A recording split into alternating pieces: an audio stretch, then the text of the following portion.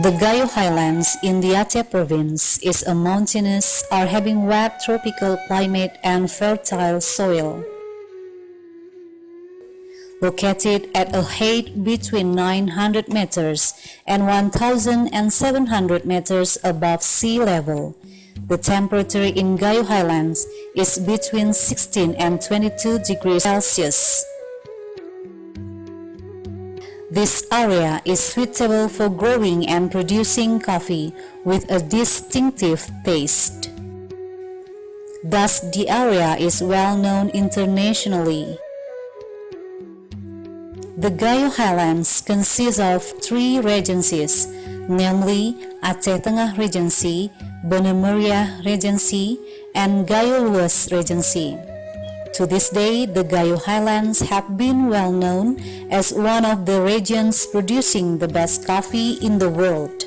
The land planted with coffee in the area, having a population of 395,000, is 93,700 hectares, the largest area in Indonesia which produces Arabica coffee. The high export market share and consumption needs for coffee in the world have motivated the community in Gayo to grow and nurture Arabica coffee plant in an intensive manner. The community's coffee plantation in 3 regencies in Gayo Highlands produce 45,000 tons of coffee per year, or having an annual turnover of approximately 2.2 trillion rupiah. However, the level of coffee production per hectare is still low. Therefore, a series of efforts must be made to increase and maintain its production continuity. One of the efforts which can be made is by optimizing the management of coffee plantation and by decreasing the level of deforestation and land clearing in Gayo Highlands. Such measure is made through the improvement of coffee plant cultivation method and the change from monoculture into heteroculture system with other plants which are appropriate and having economic value, or known as agroforestry, for the purpose of increasing the quality and capacity to produce coffee which is good, sustainable, and environmentally friendly.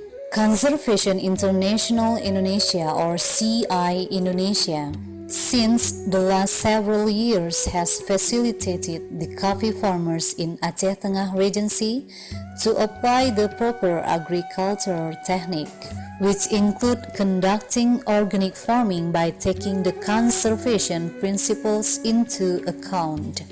Since the productivity of coffee is highly vulnerable to climate change, therefore, in order to ensure the continuity of coffee production, it is necessary to adapt or acclimatize to the climate change, as well as to contribute in decreasing the impact of global climate change.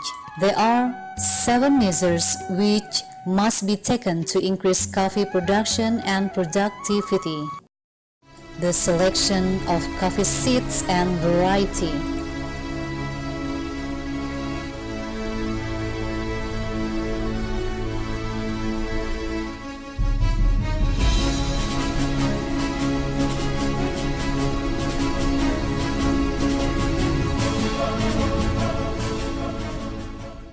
Seed is the key factor to the success of coffee production. Good coffee seeds will produce good coffee berries.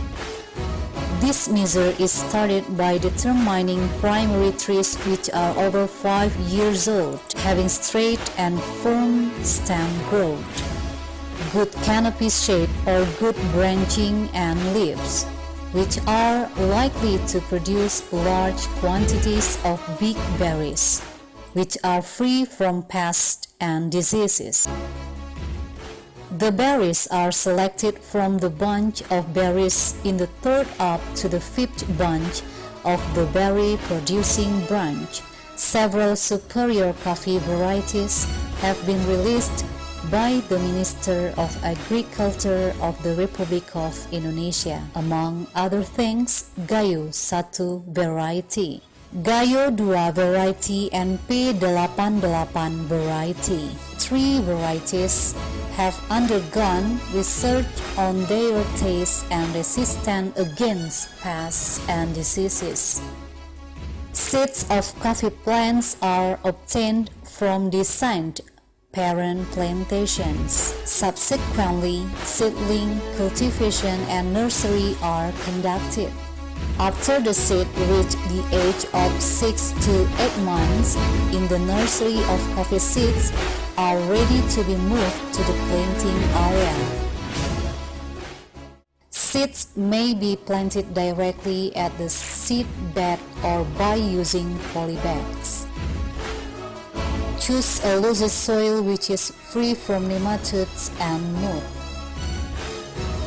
Try to locate the seed bed as close as possible to the nursery location and water source. It is highly recommended to make dikes of lobes for shade. In making soil medium in a polybag, the proportion of soil is 50%, compost or humus 30%, sand or rice husk 20%, and the seedling cultivation age of approximately 45 to 50 days. The sprouts in the seedling cultivation box are ready to be moved to the nursery location.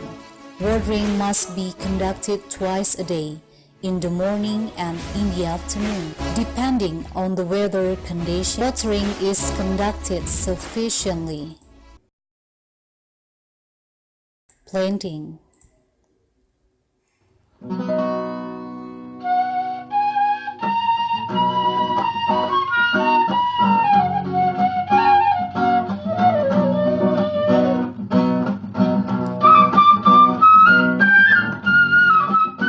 Prior to the planting, staking at the planting area is first conducted to determine the planting range. The planting range can be 2.5 times 2.5 meter, 2.75 meter times 2.75 meters, and 3 times 3 meter, depending on the field condition. Planting holes are prepared at least 3 months. The hole should be made at length and depth of approximately 50 to 60 centimeters. Separate the topsoil from the subsoil.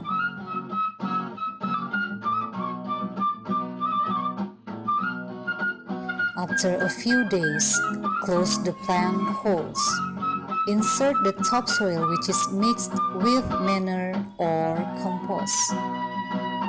Remove the polybags from the seeds that will be planted. Clean the roots going out of the polybags or the planting medium.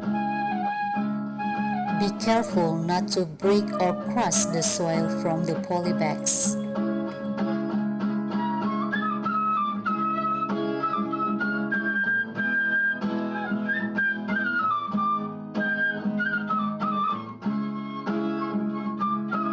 Then carefully insert the coffee seeds into the plant holes.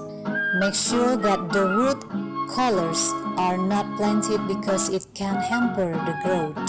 For optimum results, planting can be conducted at the beginning of the rainy season. And add a half kilogram of compost for each tree after 3 months.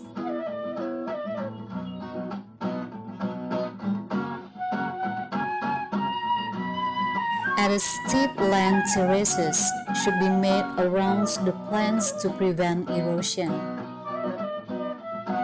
However, it is not recommended to cultivate at an extremely steep area because it may lead to erosion and landslide, as well as endangering the farmers and other people. Remember, not all types of land are suitable for coffee or other types of plants. Thus, the suitability of the land highly determine the success. Ini varietas yang dikembangkan di Aceh Tengah, yaitu Gayo 1.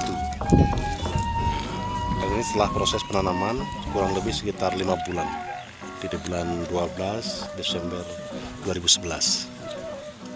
Ini hasilnya perkembangan. Pest and disease control.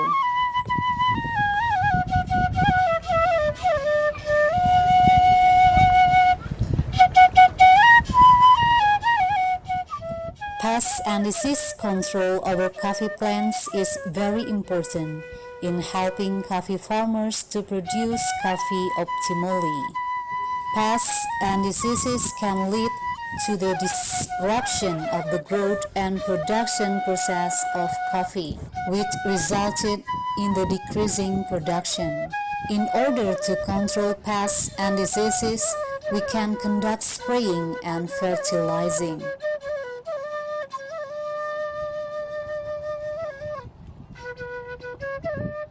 The pest which commonly attacks coffee berries in the Gayo Highlands and several coffee-producing areas is coffee berry borer or baby KO.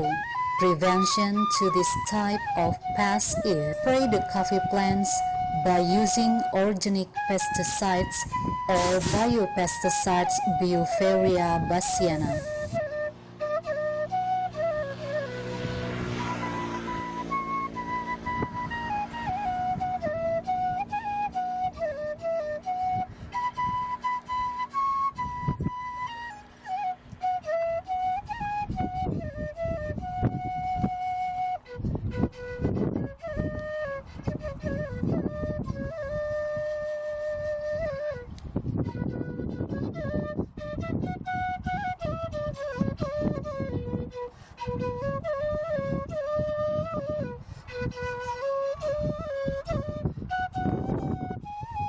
And set bottle trap for insects or broadcap.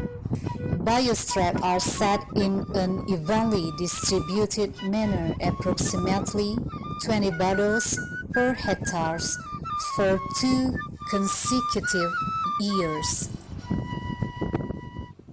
The disease which commonly affects coffee plants is coffee root fungus. This disease is controlled mechanically and organically.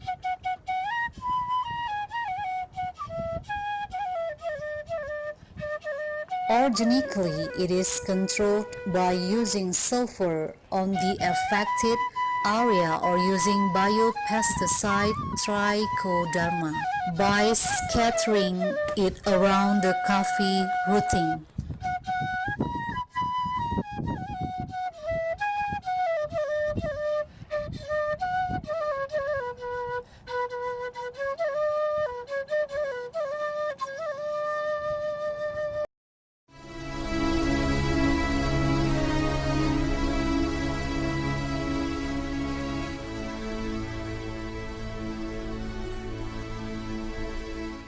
Fertilizing. In the continuous management and preservation of coffee, plants are fertilized by using manure and compost at the dosage of 10 kg per tree per year, given at the beginning and at the end of the rainy season. As an area of Arabica coffee plantation, the pattern of integration between coffee plants and livestock will increase the efficiency, productivity, and business profit, namely through the utilization of the products of coffee plants as well as the utilization of livestock's waste to fertilize coffee trees. If manure and compost are difficult to acquire, farmer can make rurak in each coffee tree. Rurak serves as groundwater storage and compost produce. This is made by making an extending hole in one side of the coffee tree, which is approximately equal to outer branch of the coffee tree, and with a depth of 50 to 60 centimeters. Fill the hole with grasses and weeds from the land clearing and or nurturing. Also fill the whole branches from the trimming and then compress it. And then fill in the compressed holes with organic materials, just like in the initial creation of the hole. Create the extending hole each year in a different side of the coffee tree.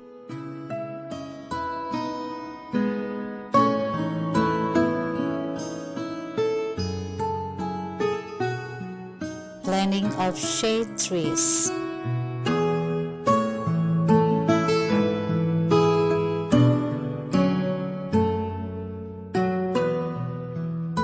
Coffee plants are basically plants which should be placed under the shade. Therefore, coffee plants must be accompanied by the planting of shade trees to be more appropriate to their growth condition. However, it is also necessary to arrange the quantity and distance between shade trees by at least 30% of the total coffee trees existing and evenly spread. Several types of trees which are relatively proper as the shade for coffee are lam toro, orange, avocado, gamal, sengon, and etc.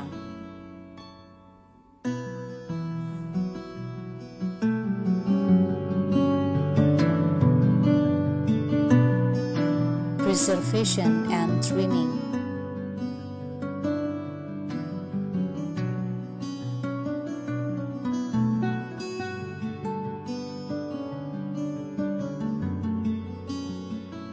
Started with the cleaning of grass, cogon grass, trash and plastic around the coffee plants. Preservation of coffee plantation must be conducted to prevent competition in absorbing nutrients between coffee plants and weeds. In addition, it is also conducted to provide space in order that sunlight can penetrate between coffee plants to decrease humidity.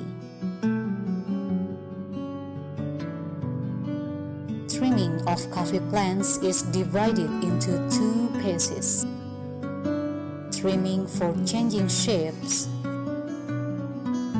through cutting a top trees on height of 1.5 to 1.6 meter. Next steps is cut the production. Cutting aim is to get the balance of plant growth and reducing the food supply for unimportant parts.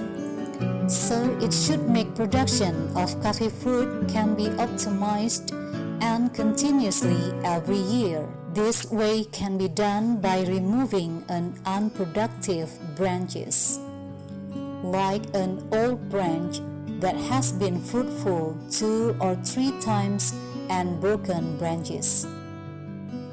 Trimming is also conducted to the shade tree or sheltering tree. Trimming to the sheltering tree is extremely important for the coffee tree, especially to provide adequate sunlight, to prevent it from spreading pests and disease, to improve air circulation, and to reduce humidity. Do not forget to utilize the parts resulted from this preservation and trimming by putting them in rurak hole and then compressing them.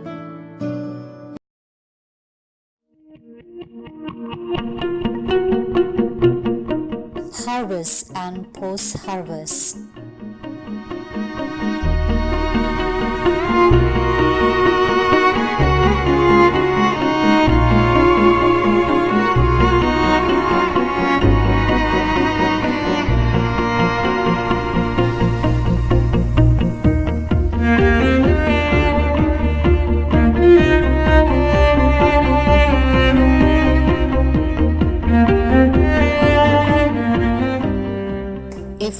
plants are well nurtured, they will produce coffee berries at the age of 2 to 3 years. At the first harvest, there is only a small quantity of coffee berries to be picked. However, such quantity will be increasing year by year. Thus, the tree will have a relatively high production in the fifth year.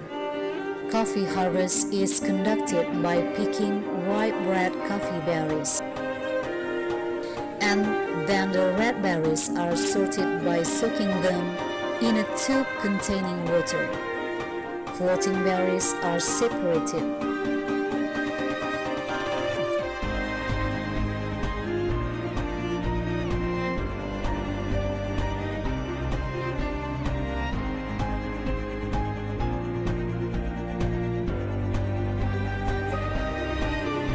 Coffee berries are ready to be ground by using a peeling tool or pulper.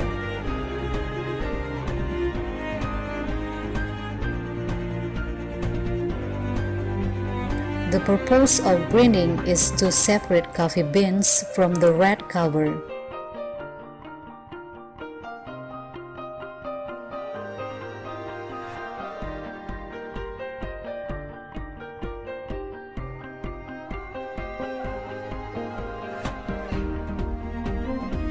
And then, the fermentation process is conducted.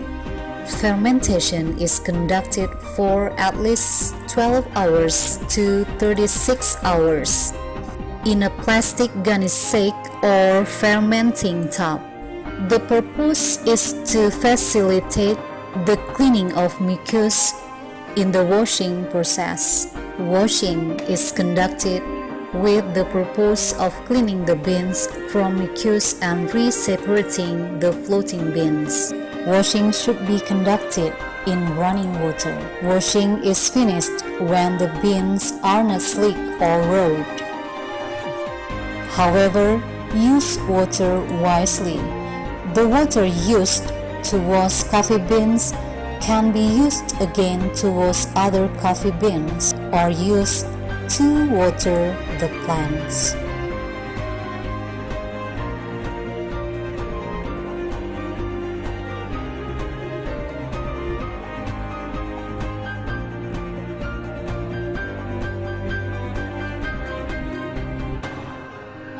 The sun drying of coffee grains is conducted on a clean base until the water content is approximately 35 to 40%. The process of peeling coffee grains is conducted by using Huller machines. The purpose is to separate the coffee grains from the parchment skin. In this phase, coffee beans are still in wet condition, which are usually called pumpkin seeds. The next process is sun drying, which is conducted on the drying floor until the water content reach 12 to 14%.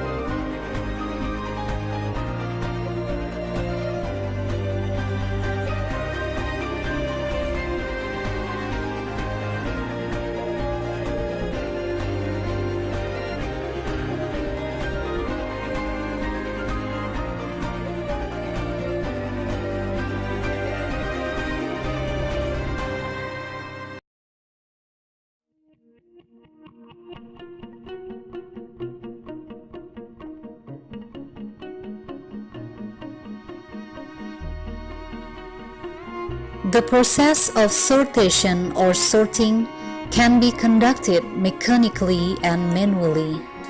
The purpose is to separate good coffee beans from bad coffee beans.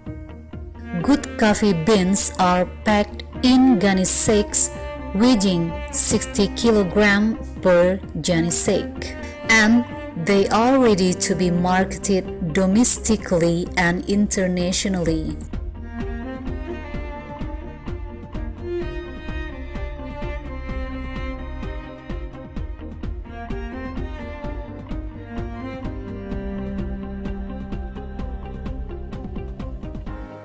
for conventional trade of coffee and for export trade of certificated coffee, such as CAFE practice, organic, fair trade, and etc. According to the initial purpose of the management of coffee plantation and its production chain.